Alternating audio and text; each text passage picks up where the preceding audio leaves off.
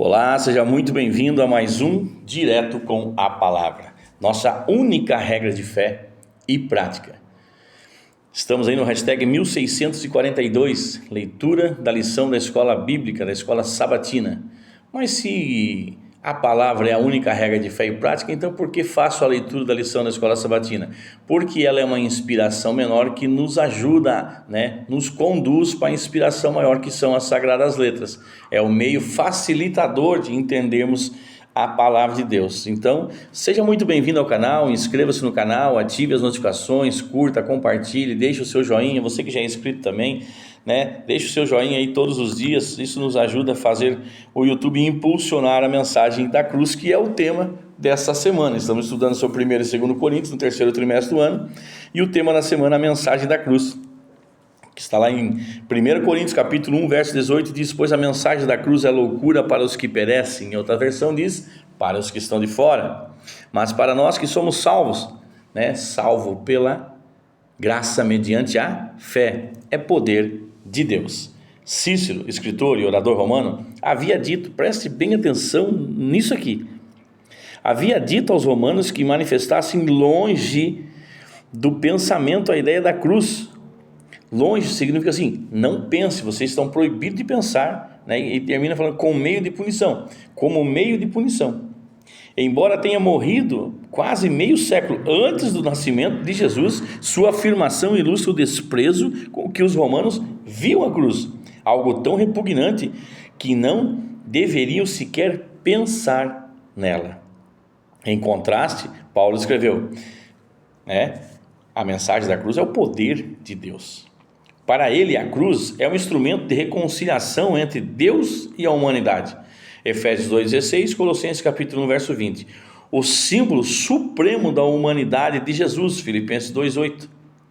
E o lugar em que nossa imensa dívida foi paga, Colossenses 2,14. A cruz é a resposta de Paulo para os problemas de Corinto.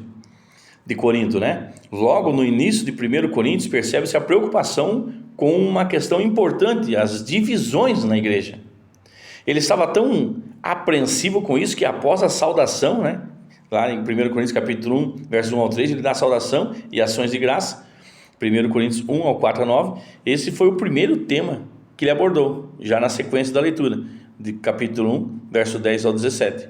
E nessa semana nós voltaremos a poderosa mensagem da cruz como resposta a esse problema e a outras questões em Corinto, que já estudamos nessa semana, que muitos desses problemas hoje ainda são problemas no meio da igreja.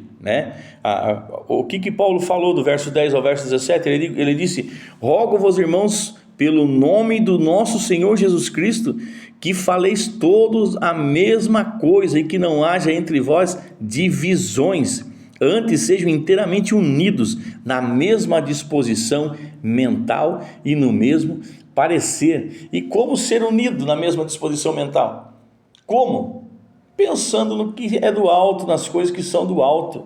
Se estudarmos a palavra de Deus todos os dias, nós não vamos pensar diferente, não haverá divisão, não haverá confronto entre os irmãos, se todos estiverem mergulhados na palavra de Deus.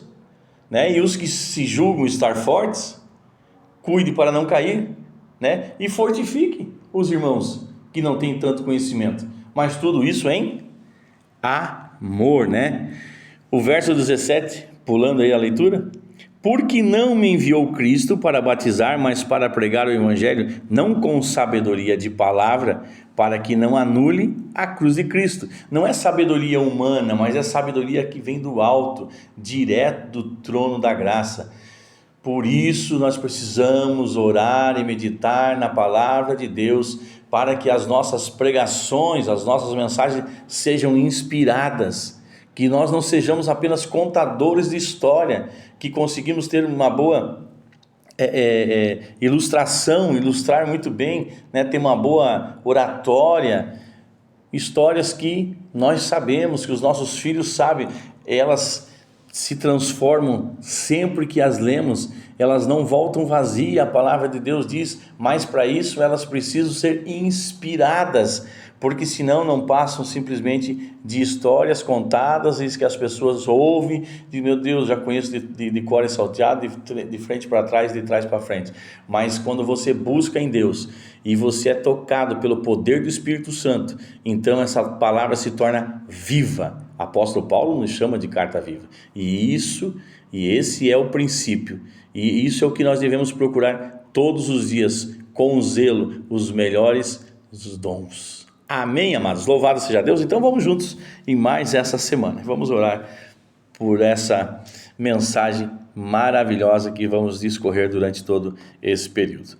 Pai amado, Pai eterno, obrigado pela Tua palavra que nos consola, nos orienta, nos exorta, e sempre em amor e com o intuito de nos aproximarmos mais de Ti, para termos uma vida saudável, mesmo não sendo do mundo, mas estando no mundo, termos discernimento e não permitirmos concessões que são aí as raposinhas que vão entrando e ganhando espaço, mas que o poder de Deus possa atuar em nós e através de nós, para a Tua honra e para a Tua glória, em nome de Jesus. Amém. Um forte abraço e que Deus vos abençoe.